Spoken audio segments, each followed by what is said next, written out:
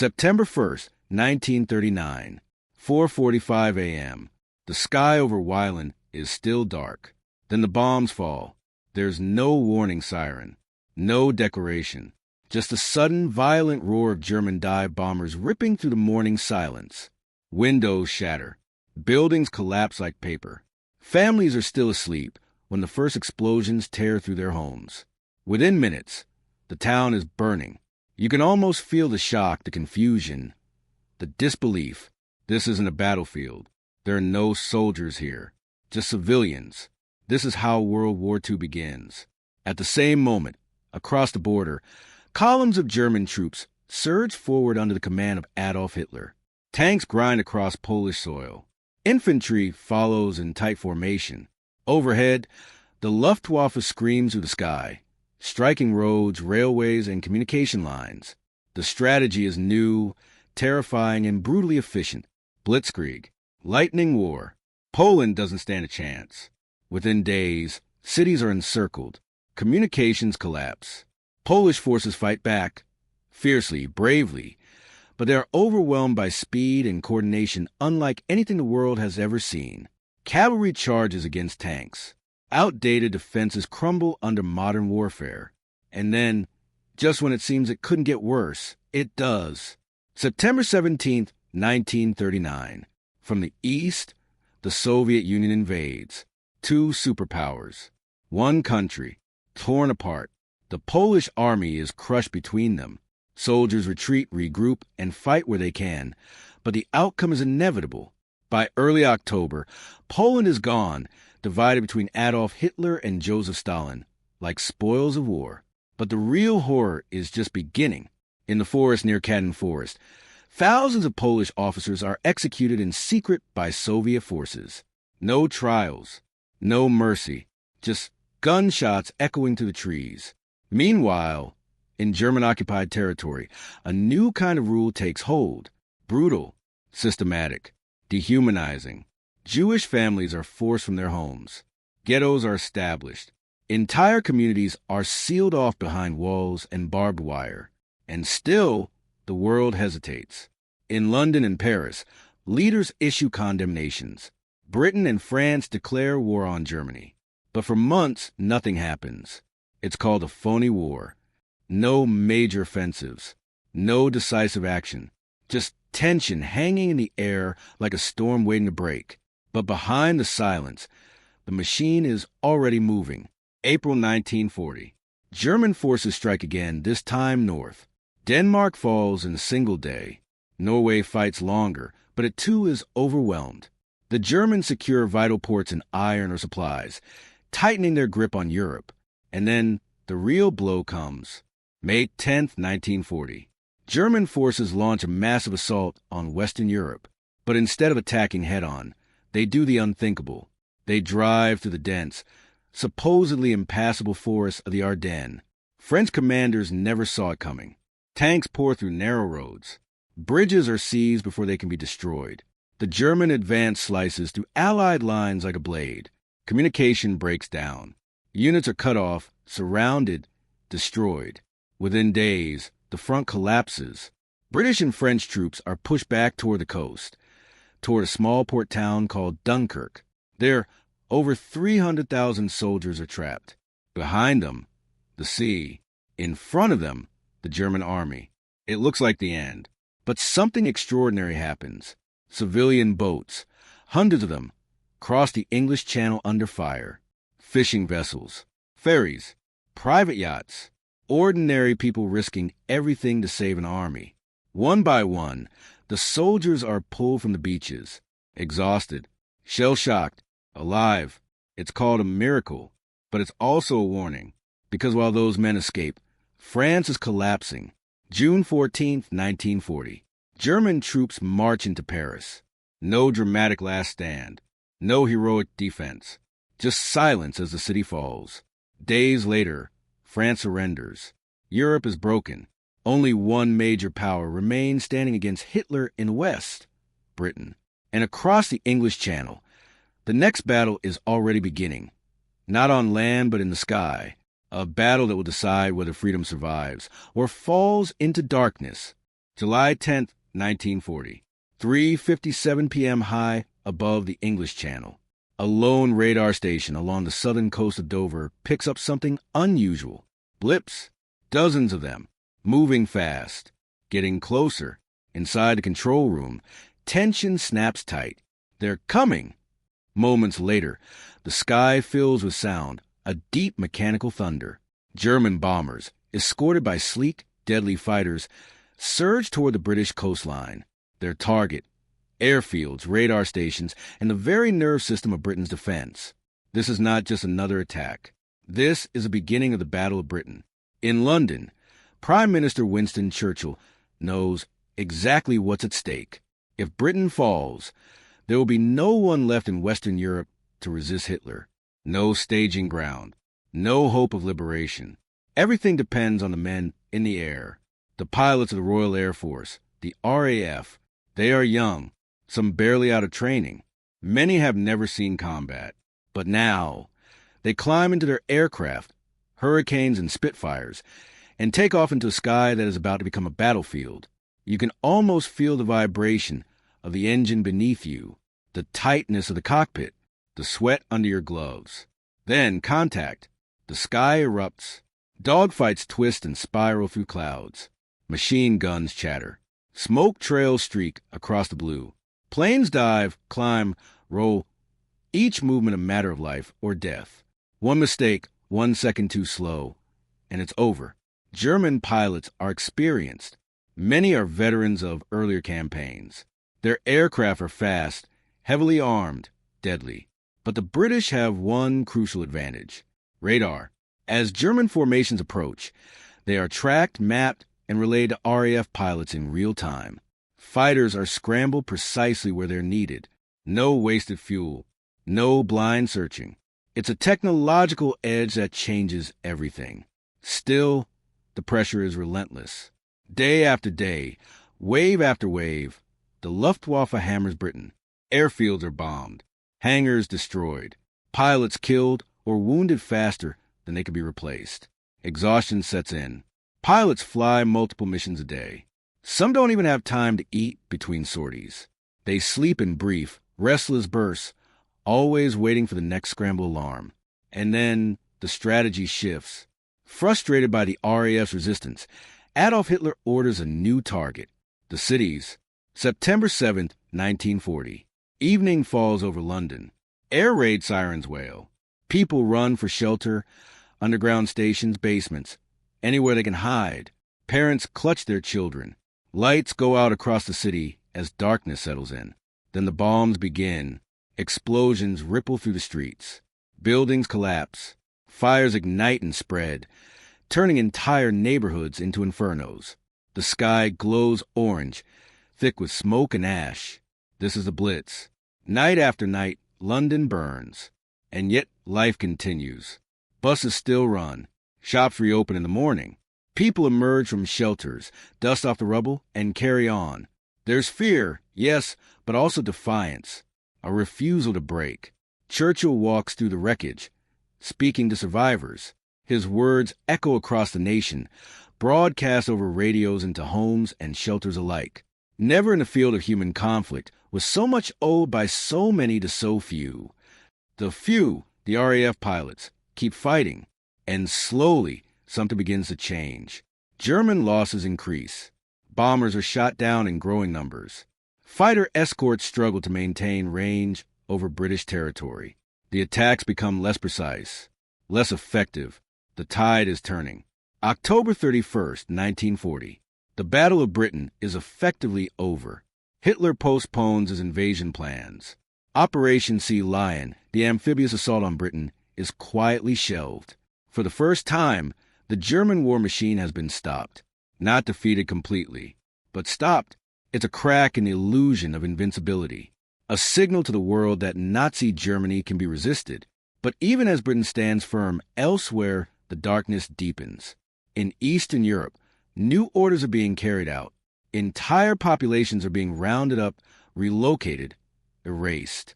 What began as war is becoming something far more sinister. And far to the south, another dictator is watching closely, preparing to make his move. Because the war is about to grow. Bigger, bloodier, global, and soon the world itself will be on fire. June 22nd, 1941, 3:15 a.m., along the western frontier of the Soviet Union. The silence is shattered by artillery. Thousands of German guns open fire at once, their blasts rolling across the border like thunder. Shells crash into Soviet positions, tearing apart bunkers, trenches, entire divisions before they even have time to react. Then the ground begins to shake. 3 million German soldiers surge forward in the largest invasion in human history, Operation Barbarossa. Across a front stretching over 1,800 miles, the armies of Adolf Hitler drive deep into Soviet territory. Tanks spearhead the advance, smashing through defenses. Infantry follows, overwhelming anything left standing. Overhead, the Luftwaffe dominates the skies, destroying Soviet aircraft on the ground before they can even take off. It's chaos. Soviet commanders scramble to respond, but communication lines are cut almost instantly. Orders don't arrive. Units are isolated. Entire armies are surrounded, encircled in massive pockets with no escape. Hundreds of thousands surrender. Others fight to the last bullet. In the first weeks alone, the scale of destruction is almost unimaginable. Cities fall one after another. Smolensk, Kiev, Minsk, each name becoming another graveyard of men and machines. And yet, the Soviet Union does not collapse. Behind the lines, factories are dismantled and moved east, beyond the reach of German bombers. Civilians work day and night, rebuilding industry from nothing. Fresh divisions are raised, trained, and thrown into the fight. And at the center of it all stands Joseph Stalin. His orders are absolute. No retreat, not one step back. Those who flee are shot. Those who surrender are branded traitors. The war becomes not just a fight for territory, but a fight for survival. As summer turns to autumn, the German advance continues. Their objective, Moscow, the Soviet capital. If it falls, the war in the east might be over. By October, German forces are within sight of the city.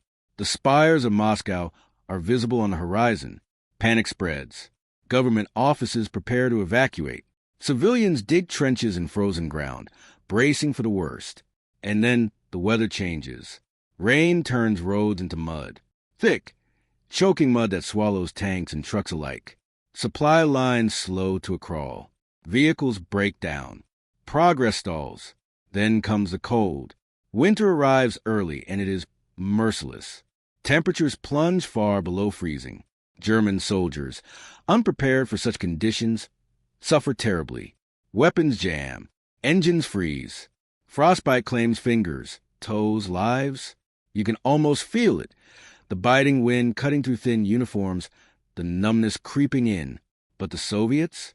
They are ready. Fresh troops arrive. Divisions from Siberia, trained and equipped for winter warfare.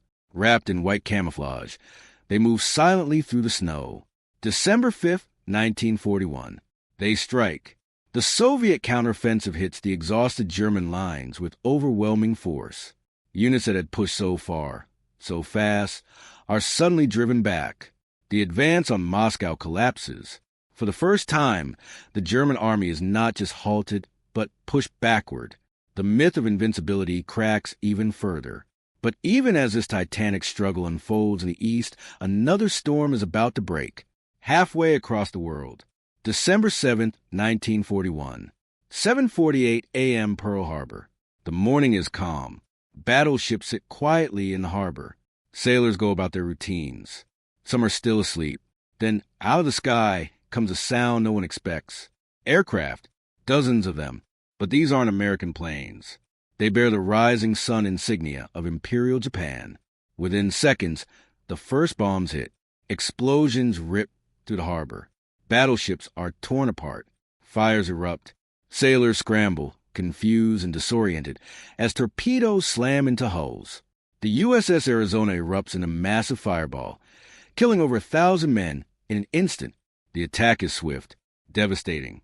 In less than 2 hours, the United States Pacific Fleet is crippled. America is at war.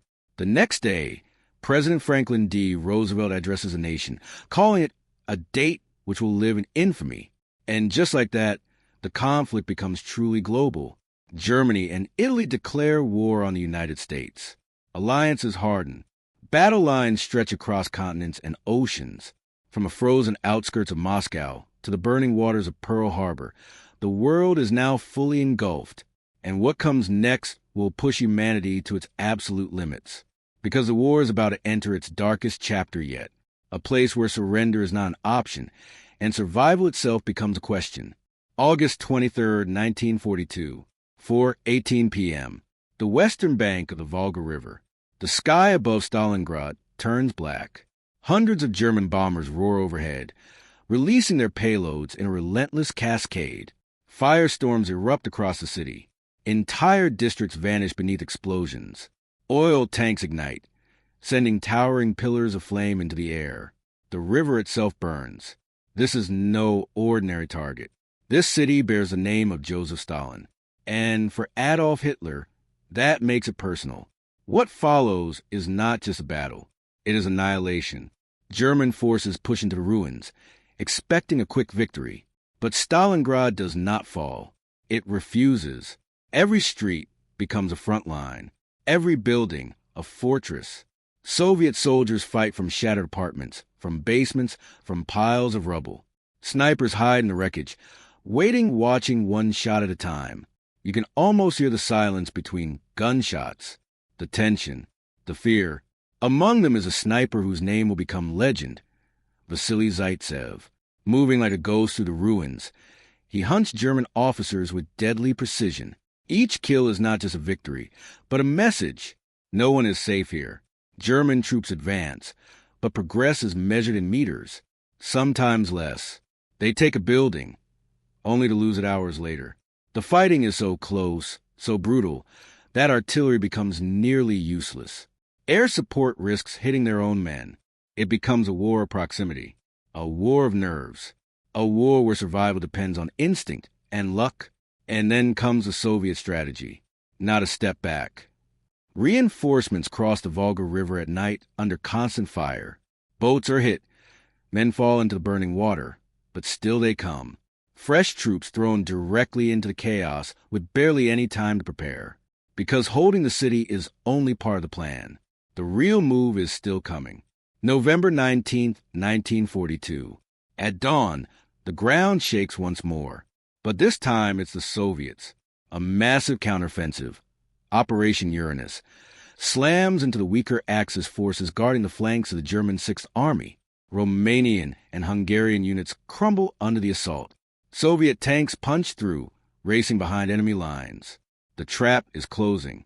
Within days, over 250,000 German troops are encircled inside Stalingrad.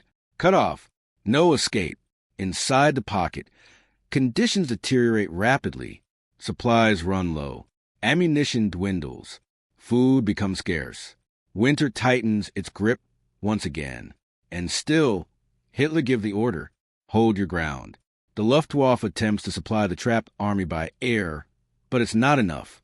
Planes are shot down. Deliveries fall short. Starvation sets in. Soldiers eat horses.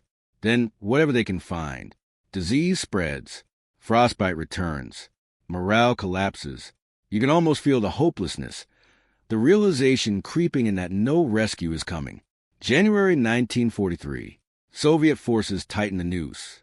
Block by block, bunker by bunker, they crush what remains of the German resistance.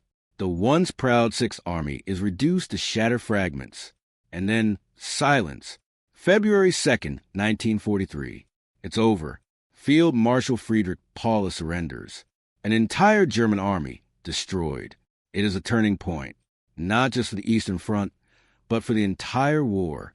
Because from this moment on, the momentum shifts. The German advance has been broken. And now, the Red Army begins to push west, relentlessly. But the cost? Unimaginable. Millions dead, cities erased, lives shattered beyond repair.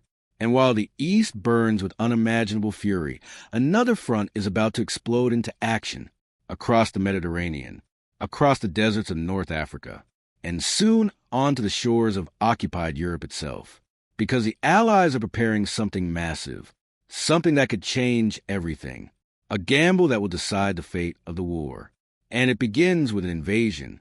June 6, 1944, 6:30 a.m., the coastline of Normandy. The ramps drop. Cold seawater rushes into the landing craft as American soldiers surge forward into chaos. Machine gun fire rips across the beaches. Men fall instantly. Others stumble, weighed down by gear, disappearing beneath the waves before they even reach the sand. This is D-Day, the largest amphibious invasion in history. For months, the Allies are prepared in secret, under the command of Dwight D. Eisenhower. An enormous force is gathered in Britain. Over 150,000 troops, thousands of ships, endless aircraft. Their mission: break into Nazi-occupied Europe and begin the liberation.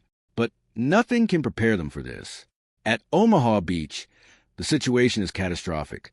German defenses are intact. Bunkers overlook the shoreline, perfectly positioned to cut down the advancing troops.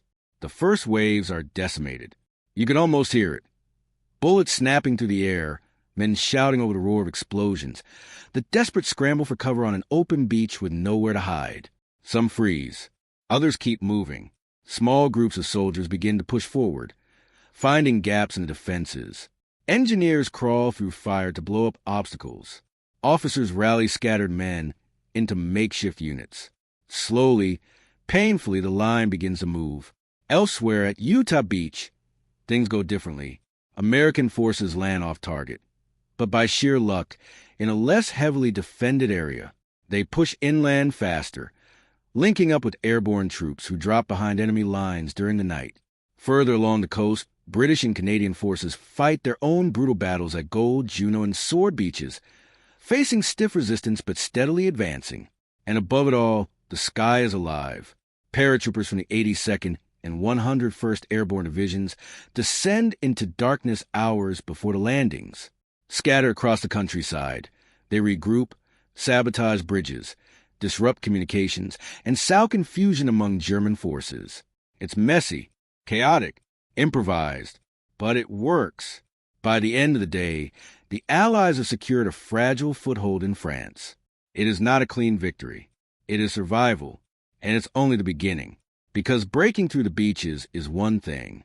Holding the ground is another. In the weeks that follow, the fighting turns brutal once again.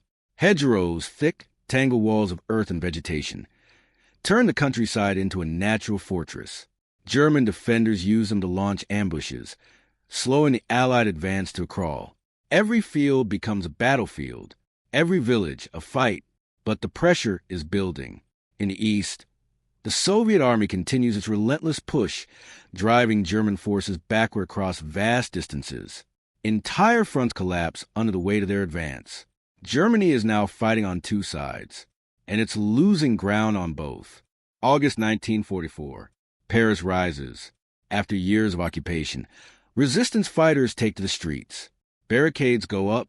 German control begins to crumble from within. When Allied forces arrive, the city is already in revolt. Days later, Paris is liberated. Crowds flood the streets. Flags wave. Bells ring. For a moment, there is hope, but the war isn't over. Not even close. Because as the Allies push toward Germany, they begin to uncover something far more horrifying than anything they expected. Camps, barbed wire, watchtowers, places where millions have been imprisoned, starved, murdered. The true scale of Nazi brutality is about to be revealed.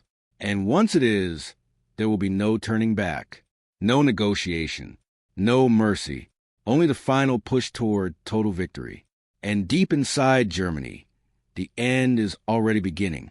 January 27, 1945, 3 p.m., the outskirts of Auschwitz.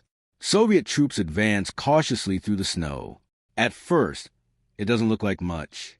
Barbed wire fences, guard towers, rows of low buildings stretching into the distance. The gates stand open, abandoned in haste. Then they step inside, and everything changes. The smell hits first, a sickening, heavy stench that clings to the air. Soldiers cover their faces, trying to process what they're seeing. Emaciated figures emerge slowly from the shadows, human beings reduced to skeletons. wrapped in striped rags, eyes hollow but still alive. Barely. You can almost feel the silence, not peace, but something deeper, something broken. These are the survivors. Inside the barracks, the truth reveals itself piece by piece. Piles of shoes, mountains of clothing, suitcases with names still written on them, evidence of lives that were brought here and never left. And then the crematoria. Cold, industrial, efficient. This is not a prison. This is a system designed for death. Across occupied Europe, millions have been rounded up: Jews, political prisoners, Roma, disabled individuals, transported in cattle cars under horrific conditions to camps like Auschwitz, where many are killed within hours of arrival. Gas chambers disguised as showers. A deception so cruel it defies comprehension. The soldiers don't speak much. There are no words for this.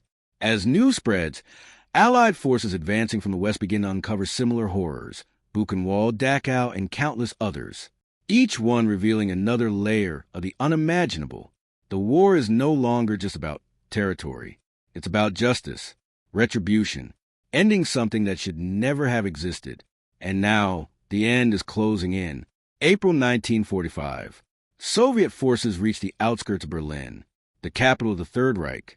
The city is in ruins, buildings reduced to rubble, streets littered with debris and abandoned vehicles. Civilians hide in basements as artillery pounds what remains above. Inside a bunker beneath the city, Adolf Hitler waits. The man who started it all. His empire is collapsing around him. His armies are shattered. His allies are gone. And still, he refuses to surrender. Above ground, the final battle begins. Soviet troops fight block by block, room by room, pushing deeper into Berlin. Resistance is fierce but hopeless. Young boys, old men, anyone who can hold a weapon is thrown into the fight. But it's over. They just don't know it yet. April 30th, 1945. In his bunker, as Soviet forces close in, Adolf Hitler takes his own life. No dramatic last stand. No escape. Just an ending in the dark. Days later, Germany surrenders. May 8th, 1945. Victory in Europe. The war that began with bombs falling on a quiet Polish town has finally ended on the continent where it started. Crowds celebrate. Soldiers embrace. Nations breathe for the first time in years. But the war is not over. Not yet. Because far across the world, in the vast expanse of the Pacific, the fighting continues. And it is just as brutal. Island by island. Inch by inch. A different kind of war. A war where surrender is rare and survival is uncertain. And in the final act of this global conflict, humanity will unleash a weapon so powerful, it will change the world forever. February 19th, 1945, 9:02 a.m. The black sands of Iwo Jima. The first wave hits the beach. U.S. Marines step into soft volcanic ash that swallows their boots, slowing every movement. There's no immediate gunfire, no visible enemy. Just silence and the uneasy feeling that something is wrong. Then the ground erupts. Hidden deep within the island, Japanese defenses come alive. Machine guns open from concealed bunkers. Mortars rain down. Artillery strikes with terrifying precision. The beach becomes a killing zone in seconds. There is nowhere to hide. You can almost feel the heat, the grit in your teeth, the weight of every step forward as bullets tear through the air around you. This is not a battle for territory. This is a battle of endurance. The Japanese defenders, commanded with absolute resolve, are dug into an intricate network of tunnels and fortifications. They do not charge. They do not retreat. They wait, and they kill. Every inch of ground must be taken the hard way, with grenades, flamethrowers, and brutal close-quarters combat. Days blur into nights. The smell of smoke and death hangs constantly in the air. And yet, the Marines keep advancing, slowly, relentlessly. 5 days into the battle, a moment breaks through the chaos. On the summit of Mount Suribachi, a small group of Marines raises the American flag. The image will become one of the most iconic photographs of the war, a symbol of sacrifice and determination. But the battle is far from over. It takes over a month to secure the island. And the cost? Nearly 7,000 American dead, almost the entire Japanese garrison. gone. And Iwo Jima is just the beginning. April 1st, 1945. Okinawa, the largest amphibious assault in the Pacific War begins. At first, the landings are eerily quiet, almost too easy. Then the resistance begins. Japanese forces fall back into prepared positions, forcing the Americans into a grinding, attritional fight. Rain turns a battlefield into mud. Artillery pounds relentlessly. Snipers pick off anyone who moves. And above it all, a new threat emerges. Kamikaze. Suicide pilots dive their aircraft directly into Allied ships, turning planes into guided missiles. Explosions rip through decks. Fires spread rapidly. Crews fight desperately to save their vessels. It's a level of desperation unlike anything seen before. On land, the fighting becomes even more brutal. Civilians are caught in the middle, many forced into the conflict, others driven to take their own lives rather than face capture. By the time Okinawa falls, over 100,000 Japanese soldiers are dead, tens of thousands of civilians, and more than 12,000 American troops. The scale of loss is staggering, and it leads to a terrifying realization. If this is what it takes to capture a single island, what will it take to invade Japan itself? U.S. planners begin to estimate the cost. Hundreds of thousands of American casualties, possibly millions of Japanese. A war that could drag on for years. And so a decision is made. A weapon unlike anything the world has ever seen is ready. August 6, 1945, 8:15 a.m. Hiroshima. A single aircraft appears overhead. The Enola Gay. There are no swarms. No warning signs of a massive raid. Just one plane. Below, the city moves as it always does. People walk to work. Children play. Life continues, unaware of what's about to happen. Then a flash. Blinding. Instant. A fireball erupts with a force beyond comprehension. Buildings vaporize. Shadows are burned into walls. A shockwave tears through the city, flattening everything in its path. In seconds, tens of thousands are gone. The world has entered the atomic age. 3 days later, August 9th, another bomb falls on Nagasaki. The devastation repeats. But this time, the message is clear. Japan cannot continue. August 15th, 1945. Emperor Hirohito addresses the nation over the radio. For the first time in history, his voice is calm, distant, almost surreal. Japan will surrender. The war is over. After 6 years of unimaginable destruction, it ends not with final battle, but with silence. A silence filled with loss, with memory, with questions that will echo for generations. Because victory came at a price the world had never seen before, and the scars will never fully heal.